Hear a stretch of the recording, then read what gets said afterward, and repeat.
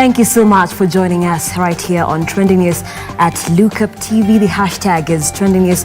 I am Nancy Lima and ready to give you stories that are making headlines in Kenya, Africa and the rest of the world in the next few minutes. Trend with me for the next 30 minutes. But first, let's take the news headlines in association with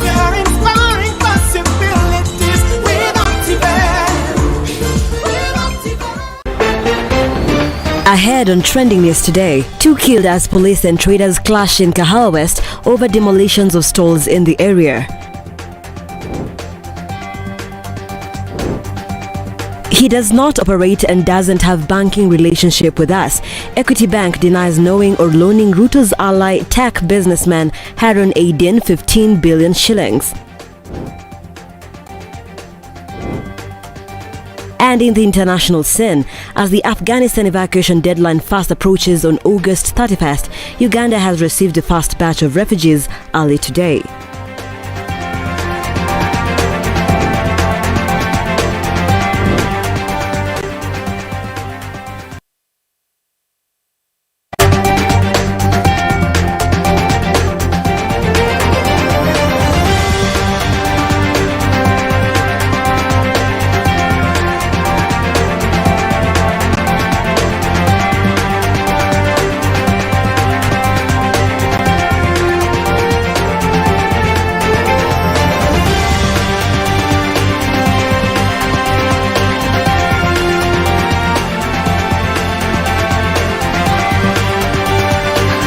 Nancy Lima here, and the hashtag is Trending News at Lookup TV on Twitter. Lookup TV on Facebook is where you can engage with me, and the SMS number is 20374. And we begin the broadcast. Equity Bank Managing Director Gerald Warui has appeared before the National Assembly Finance Committee and denied loaning Turkish businessman Harun Aidin a sum of 15 billion shillings. David Kasembeli now reports. Speaking today at the National Assembly Finance Committee, Equity Bank Managing Director Gerald Warui has denied extending a 15 billion loan to a Turkish businessman Harun Aidin, who is linked to the Deputy President William Ruto. Warui, who appeared before the National Assembly Finance Committee, chaired by Homa Bay Member of Parliament Gladys Wanga, told the committee that the bank does not have any banking relationship with Harun Aidin and he does not operate. In a letter dated 16th from the committee, Equity Bank was expected to answer a series of questions, including whether the bank was involved in handling Mr. Aidin's alleged transaction, compiled with all legal and regulatory requirements as established under the law, and also wants to know whether the bank carried out a thorough Know Your Customer check as required by the Central Bank of Kenya prudential guidelines before processing the credit to Harun. This comes days after Equity Bank was accused of loaning Harun Aidin 15 billion Kenyan shillings, which alarmed members of the parliament, especially the Finance Committee. Ruto previously said that he helped Aidin secure a loan with the bank, adding that he was a legitimate businessman, a statement that contradicts with the managers who told MPs that he is not aware of the phone call purportedly made by Ruto to the bank to facilitate the loan to help set up a vaccine manufacturing plant in Uganda. Aidin was deported on August 9th after the government said his travel into and out of the country did not match the immigration department as his being linked to the alleged terror activities. Ruto said that Aidin, who was arrested by police and cut off all his communication with his lawyers and the Turkey embassy officials upon arrival from Uganda, was tortured and falsely profiled as a terrorist but later asked to fly out. Ruto either had blasted the government operatives, saying that they arrested Aidin on false allegations of having links to terrorism. The deputy president said that he telephoned the businessman and apologized to him on behalf of the government. Equity is also expected to explain to the MPs if the bank adhered to Section 43 of the Proceeds of Crime and Anti-Money Laundering Act, which mandate banks to undertake reasonable measures to safety itself on the true identity of Mr. Aidin to the time he was seeking to enter into the business relationship with it. David Kasembeli, Lookup TV, Nairobi. Thank you, Kasembeli, for that report. And days after the appellate court, 3 of Eldama Ravine and Baringo County have as good riddance to the majority of the people in the county. Baringo, which was the first county assembly to reject the BBI bill, witnessed chaotic scenes during the voting process and later a summon by the EACC over the violence. Well, this is what they're saying now. Mimi naitwa Julius Kimutai Ngotie, MCA wa Ravine Ward. Siku ya leo yale maneno yalitokea mbeleni kule kuhusiana na BBI kwa Baringo County Assembly, imeonekana ya kuwa tulifanya maneno ya haki na imekuwa ushindi kwa Kenya mzima, ingawa kulikuwa na intimidation kubwa sana ya kuwa mkifanya hivyo wengine wale nominated watatolewa, mkifanya hivyo hata zile car grants zenye zitapewa Baringo County hawakupewa. Tulienda huko kwa umoja na sisi wote pamoja na nominated ya upande ya Jubilee tulienda voted no. Okay, asante sana. Kwa majina ni Lawi Kipchumba Talam, MCA wa Lembuskwe na ni kiongozi ya wengi katika Baringo County Assembly. Leo sisi kama MCAs wa Baringo tuko na furaha. Ni jana ya kwamba ile judgment ilikuwa imefanywa na High Court ilikuwa ni ya ukweli, na tukaona kwamba vile majudges walipopiga kura tulipata 6 out of 1. So tunashukuru sana our judges of the court of lipitia intimidation mingi, labda mlijaribu kuhonga pitishwa, lakini nyinyi mumeweka demokrasia ya Kenya mbele na tunawashukuru sana. Mambo ya kugawanya viti ipitie kwa constitution haina faida kwa Wakenya. Wakenya wanaumia na saa hizi wanahitaji mwelekeo ya kupunguza mambo ya tax, sio kuongeza. Generally mimi mwenyewe nilifurahi kuwa hiyo mambo ya BBI iliondolewa na tunahitaji sasa kufanya kazi. Hatusemi nani tusiwezi sema huyu Mkenya wakashinda. A common man, Mkenya ndio alishinda kwa hiyo mambo ya BBI. Right, and moving on, 2 people have been shot dead today in Kahawa West following demonstrations over the demolition of their property. Residents who own structures on the roadside are leading to commuter prisons from Farmers' Choice area woke up to find them flattened by the authorities, leading to a deadly protest. Property of unknown value was structures for expansion of road network leading prisons and beyond. This prompted business owners in the area to stage a protest, saying they had not been notified and had lost property worth millions of shillings. Police say the demonstrators had blocked roads, inconveniencing many, and some were taking advantage of the situation to loot, causing them to shoot. Police used force including bullets and tear gas to disperse the demonstrators who had turned violent and were looting. In the process, the 2 people, including a boda and a tuk-tuk rider, were shot dead. Some of the demonstrators carried the body of one of the victims, blocking police from taking it to the more security officials were deployed to calm the situation, and this was to respond to the demonstrators who had lit bonfires on the road and used rocks to block the road to access the areas. Kiambu Police Boss Ali Nuno said they had responded to control a situation that was getting out of hand. David Kasembeli, Lookup TV, Nairobi. Short break here on Trending News. But do stay with Lookup TV. Keep those comments coming at the SMS number is 20374 at Lookup TV on Twitter, Lookup TV on Facebook. Don't go too far.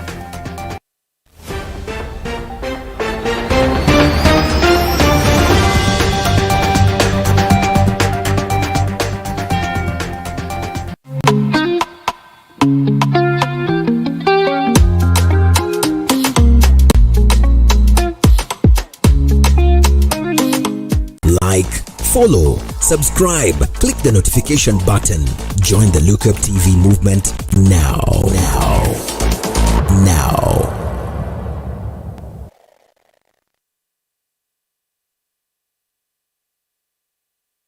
Health Check in association with Natural Juicing Center.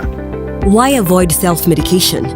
Potential risks of self-medication practices include incorrect self-diagnosis, delays in seeking medical advice when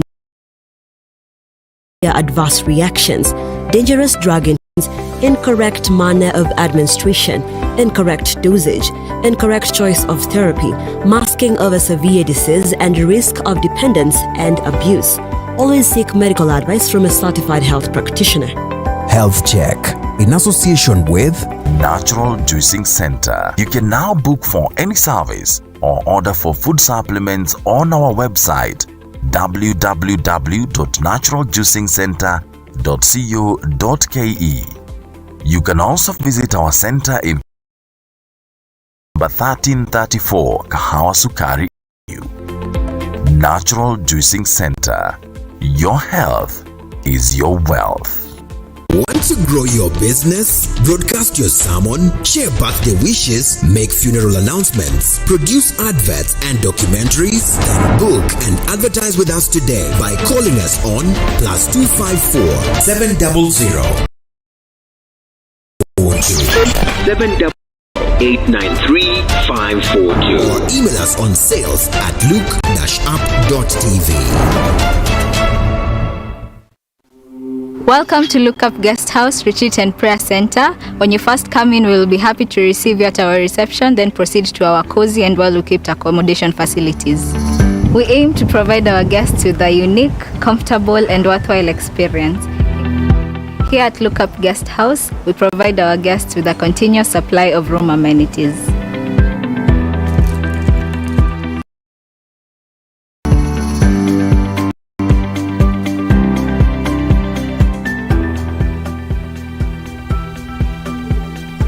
A cool environment for all your retreat activities.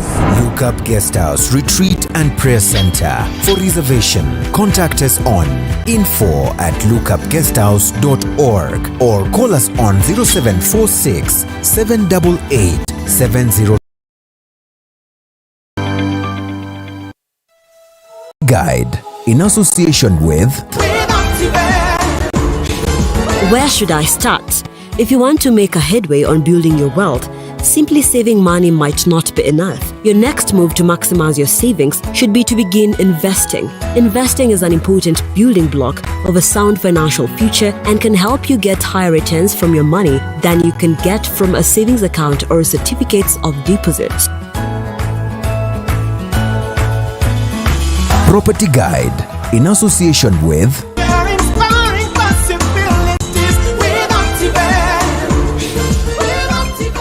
like, follow, subscribe, click the notification button. Join the Look Up TV movement now.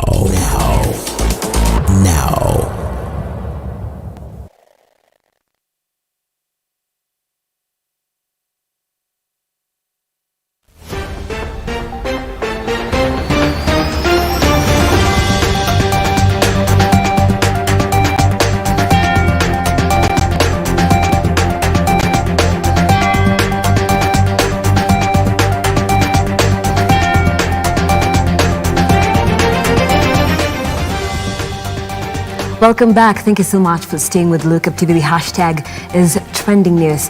And let's continue. Members of Parliament now want Treasury to release 400 million shillings for the completion of the Galana irrigation scheme to avoid stalling of the ongoing construction by works of a new contractor assigned to the project.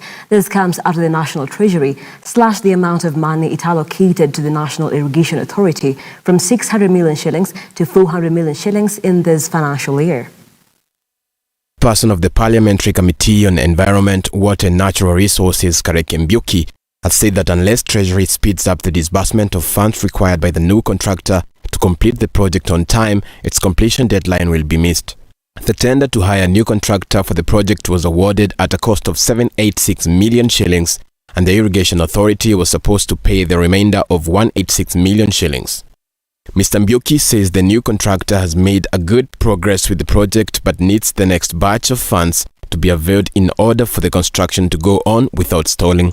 The Treasury has also allocated 600 million to the Irrigation Authority out of the 800 million that the authority had requested in the current financial year, but 400 million shillings was scrapped from the initially requested amount by the Treasury.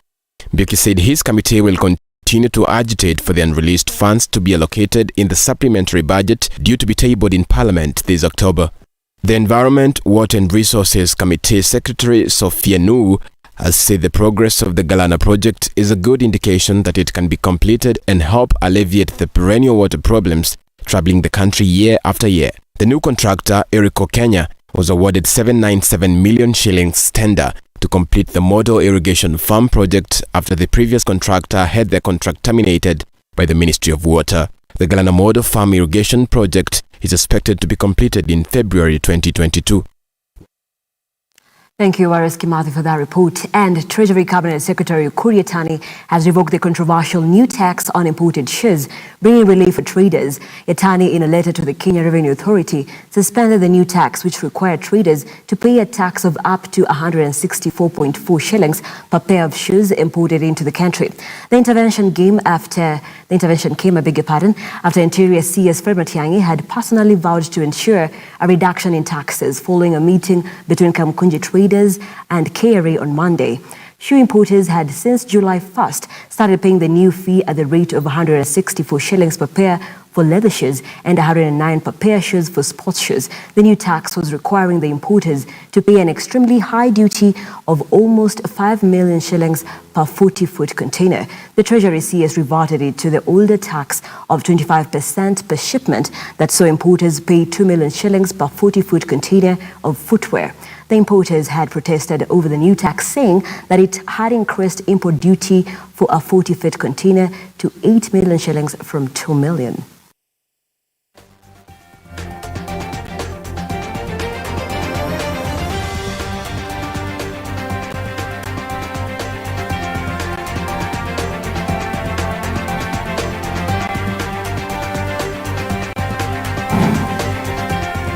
Time now for us to cross over the borders and know what's happening around the world. Republican senators have urged President Joe Biden administration to conclude a free trade agreement with Kenya, which was initiated by his predecessor, Donald Trump. In a letter written to the U.S. Trade Representative Catherine Tai, 7 Republican senators want the negotiations for a free trade agreement, FTA, between the two nations concluded fast to pave way for business and investment. Led by Oklahoma Senator Jim Inhofe, the legislators say the agreement would build on the African Growth and Opportunity Act, AGOA, which expires in 2025, and free trade efforts on the continent. According to the senators, a U.S.-Kenya FTA is the appropriate next step in recognizing and strengthening relations, economic opportunities, and a security partnership between the United States and Kenya. They further add shows strong growth potential bolstered by a trade agreement with a North American nation, which remains Kenya's 4th largest trading partner and 2nd largest export market. Elsewhere, it is a sad state of affairs in Madagascar, where tens of thousands of people are already suffering catastrophic levels of hunger and food insecurity after 4 years without rain.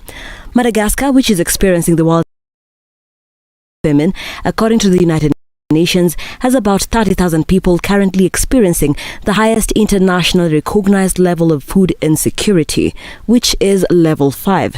And there are concerns the number affected could rise sharply as Madagascar enters the traditional lean season before harvest.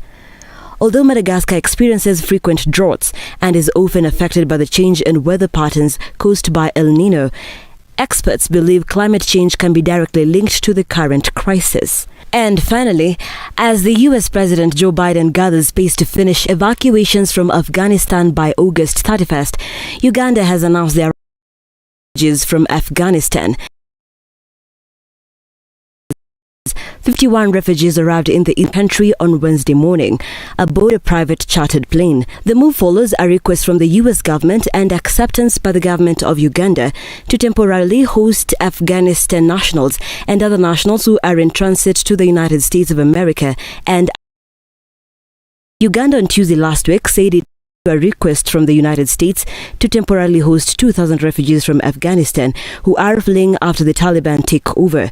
The evacuees, who include men, women and children, underwent the necessary security screening as well as mandatory COVID-19 testing and the required quarantine procedure. Meanwhile, Rwanda will host dozens of schoolgirls being relocated from Afghanistan. According to Shabana Basij, founder of a privately run school of leadership in Afghanistan, Sola, he said about 250 students, staff and family members were en route to Rwanda through Qatar to begin a semester abroad for the entire student body. A message to welcome the Sola community hope to resettle temporarily for only a semester and return to Afghanistan when the situation would permit. Afghans have been growing desperate to leave their country in fear of living under Taliban rule, and thousands have been evacuated to other countries. The Taliban Islamic law when they reigned Afghanistan before retook full control of the country more than a week ago. Nancy Nalima, Look Up TV. Right, and it's about time for us to get sporty. A team of 9 competitors will represent Kenya in this year's Paralympics Games in Tokyo, Japan. The 9-member team has arrived in Tokyo ahead of the Global Games and was present at the opening ceremony in the Japanese capital on Tuesday night.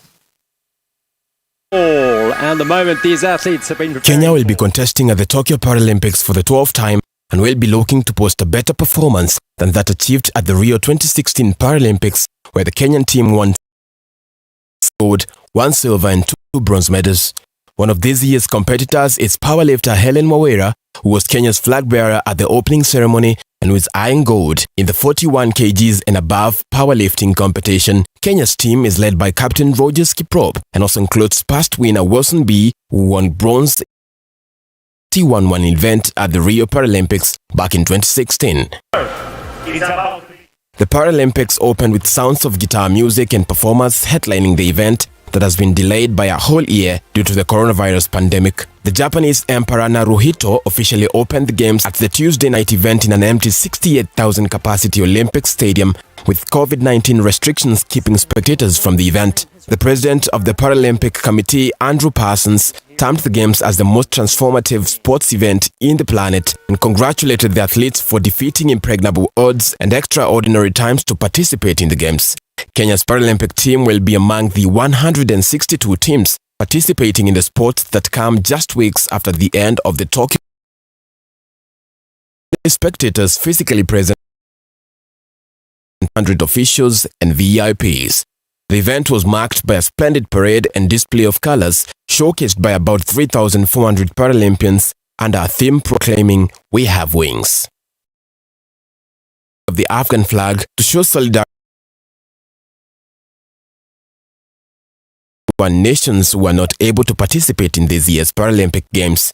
Just like the Olympics that took place 2 weeks ago, the Paralympic Games will be held in line with strict COVID-19 preventative measures, with 539 gold medals to be won across 22 sporting events. For the 13 days that the Paralympics will take place, all participating athletes will be tested for COVID-19 daily, and their movement outside their designated sport venues will be restricted. There were prior fears that the sports will cause a surge in COVID-19 infections in the Asian country, and many members of the Japanese public were advocating for the cancellation of the sports, but the fears seemed to calm down once the Olympic spread of the virus in Japan has fired in recent weeks. In spite of the surge, many Tokyo residents have shown interest in the Paralympics, with many gathering outside the Olympic Stadium on Tuesday night to witness the fireworks display of the opening ceremony. Aris Kimathi for that sporting action. Right now, I'll be taking a look at what's trending across social media platforms, and I'll be looking at Twitter. Trending at number 1 with over 5,000 tweets is Salam. This is following the shooting of a man at the French embassy in Dar es Salaam earlier today. He was firing aimlessly and he has been shot dead by police officers at the French embassy in Tanzania. And so, just to sample some of your feedback, the shooting incident that happened today at French embassy, they're thanking the police for acting very fast. And today, at one of the most strategic and heavily guarded points in the commercial capital. Downright scary. That is Maria Sarungi Cheshai saying it is one of the most guarded places. So why would someone go out there shooting? Investigations are underway of the same. And lots of videos right there. Gunman in Dar es Salaam near the Selender Bridge. And just to sample some more, there are confirmed reports of the identified person there as Hamza Hassan Mohammed. And his photos right there, ID and confirmed reports. We will be bringing you up to speed as and at when we confirm the same. So Tanzania killed gunman in Dar es Salaam. shooting. And just to look at what again is trending across Twitter, Kahawa West raising the conversation of police brutality once more as 2 people were shot in the earlier protest during the day following the demolitions of different businesses in Kahawa West area. And nominated Senator Millicent Omanga says thousands have been rendered jobless in Kahawa West after their business by government. They're protesting, very deadly protest earlier on in the day, early morning today. And yeah, graphic images. Helen says Ruto must resign to allow government to implement. Have received government stimulus this morning. The economy. And Kangwari Finance says the OCPD Kahawa West is saying if you come roughly to a police officer with a gun, don't expect anything but ndengu kwa mwili. He's justifying the killing of the 2 civilians in the name of maintaining law and order. Just some of your feedback right there. And KHRC says the police have shot dead another Kenyan for protesting illegal distractions in Kahawa West. Police violence cuts short the lives of thousands of Kenyans every year. To fight against police brutality is to fight for our lives. We must not allow police killings to be the norm. There may be a few more. Police killed yet another man in Kahawa West. So these protests are ongoing. Police brutality has been a subject of concern over the last few weeks with the killing of the Kenjokoma brothers and many other incidents. And now the killing of 2 people, a boda rider and a tuk-tuk driver. All this protest of the demolitions of several businesses. Yeah, there's images there, videos. And IPOA launches a probe into the death of one man allegedly shot by police right there in Kahawa West this morning. So IPOA is following the same. They have been launching different investigations following cases, alleged cases of police brutality.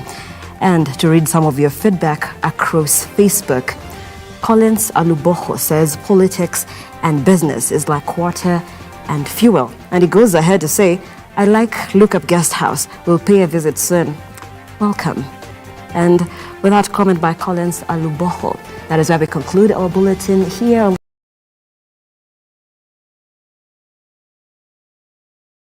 7 p.m. with Lamek. Of course, at 9 p.m. Counties in Focus with Brian Amwai. Goodbye.